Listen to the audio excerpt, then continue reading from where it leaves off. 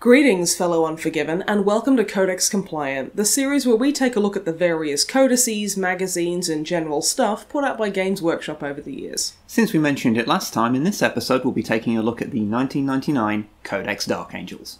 The stubborn warriors of the Dark Angels are held in awe throughout the galaxy, but have secretly pursued a sinister vendetta for 10,000 years.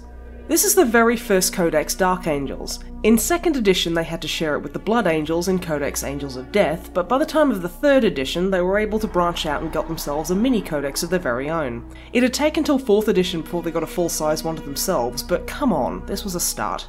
As a pointless bit of trivia, I bought this copy from the Derby Games Workshop back in, presumably, 1999 for £4 whole, making it half the price of a regular codex at the time, which makes sense since it's about half the length of one. Oh, and by the way, this is the first version of the codex. There was a second release of it with minor changes and a slightly different cover, possibly just because Games Workshop like having people say ridiculous sentences like, the 3rd edition Dark Angels Codex, 2nd edition. If you've not happened to use one of these mini-supplement codex things before, here's how they work. For everything unique to the chapter, like in this case, Deathwing Terminators or the unique Dark Angels HQ choices, you use this book. For everything else, you use the main faction rulebook. On the one hand, this is good since all of the unique stuff is in one place, but on the other hand, it means you've got 2 separate books to lug around and flick through when you want to check something during a game. But what makes a 3rd edition Dark Angel army any different from a regular 3rd edition Space Marine army, apart from a few variants of existing units? Well, to start off with, there's a full page of special rules to add flavour. As well as not being able to have allies from the heroes of the Imperium list, the Dark Angels will also not fight alongside any non-humans, this covering stuff like the Eldar, but also Ogryns and Ratlings, which is just plain rude if you ask me, since Ogryns are lovable darlings. There was also the intractable rule that meant that any Dark Angels unit, apart from any Ravenwing, that was within 24 inches of an enemy had to roll a d6. On a roll of 1, they'd stubbornly refuse to move, which, as someone who played Dark Angels back in 3rd, I remember being a right pain in the arse. However, the most interesting ones are those related to the Fallen, those Dark Angels who turned against the Imperium during the Heresy.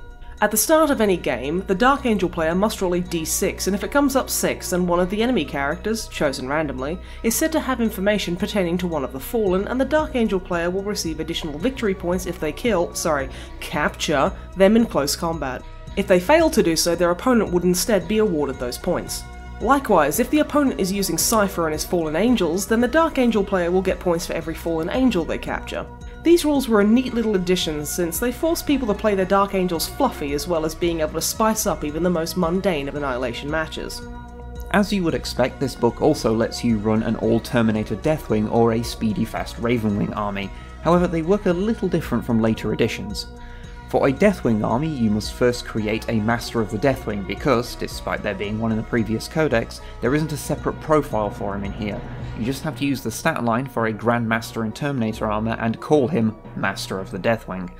An army like this must then only contain Deathwing Terminators, which can count as troops, dreadnoughts and land raiders, with chaplains, librarians and maybe a command squad to fill out the HQ section. This means you can't just throw in a Devastator squad or bikes or whatever to deal with specific things that Terminators aren't too hot at dealing with. You really had to commit. Same thing goes for the Ravenwing army, except they do at least have a proper stat line for the Master of the Ravenwing, even if he's not called Samael or has the option of his fancy jet bike yet. Speaking of special characters, there's one in here we don't have anymore. Alongside Azrael, Asmodai, Ezekiel, and not Samael, there's veteran Sergeant Naaman, who despite what the internet tells me, I will always want to pronounce the same way that Norman Jayden from Heavy Rain pronounces his name. Agent Norman Jayden, FBI. Rather than being an HQ choice, he was a replacement for a Scout Sergeant and has some interesting rules like being so good at close combat he ignores the first wound against him in each round of combat. He's also dead! Like, actually dead, canonically speaking, last being seen engulfed by the explosion of an Orc Dreadnought, which may explain why he's not been playable in any codex since, you know, on account of all of the deadness. Also, Naaman means pleasant in Hebrew. That's not particularly important, it's just that it's not a descriptor you usually hear affixed to a Space Marine. Or anyone in 40k for that matter. Now to talk about the war gear, 2 bits of it in particular. The first being the Blades of Reason that Interrogator Chaplains may use to allow them to capture enemies for extra victory points, which is just kinda cool even if it's not unique to this edition, and the other being the Cup of Retribution, not really for what it does, but because it references the Feast of Malediction, a bit of lore so old that it's in the Rogue Trader rulebook, back when Lionel Johnson was known as Lin Elgonson, a name that looks and sounds like it would be his name in the Chinese bootleg version of 40k. Then we have its scenario, Death by Moonlight. Rather than being a standard generic battle for you to fight, it's actually a specific one from canon, the second assault on Koth Ridge to be exact, in which the Dark Angels and Imperial Guard fought the combined forces of Nazdrag Urdgrub, yeah, that's the one, and Gaz Kulthraker. Yeah, see, that one I can pronounce. Incidentally, this is part of the same campaign in which Naaman got himself blown up. It's supposed to be a pretty large battle too, the notes referring to it as a BFG, which it assures us means Big Fun Game. The joke is the F stands for fuck! Going into the colour pages, you find one of the things we genuinely miss from later editions. Example forces pulled from actual people's armies. Quite often they'd show you an army, usually from people who worked for Games Workshop, as a guide on how you could possibly build your force. The ones in here being from Kendall Kinraid and Mark Bedford, the latter being a miniature designer for GW at the time.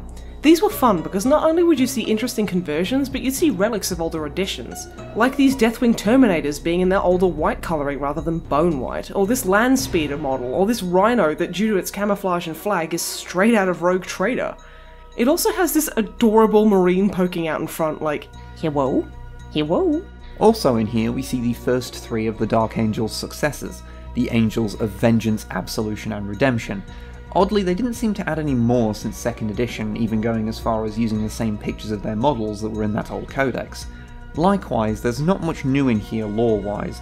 There's the usual snippets of lore and stories, like this one of Asmodai trying to break a fallen Dark Angel during an interrogation, but it's actually pretty sparse on that front. They don't even mention the Dark Angel's feud with the Space Wolves anywhere in here, which is extra weird because not only does it go into great detail in Angels of Death, but the 3rd edition Space Wolf Codex even has a rule based around it, so it wasn't like it was retconned. So, all in all, unless you want to play a 3rd edition Dark Angel army for some reason, then there's not really much point picking this one up unless you're just trying to collect them all. Or if you're really like, nah man. Agent Naaman Jaden, FBI.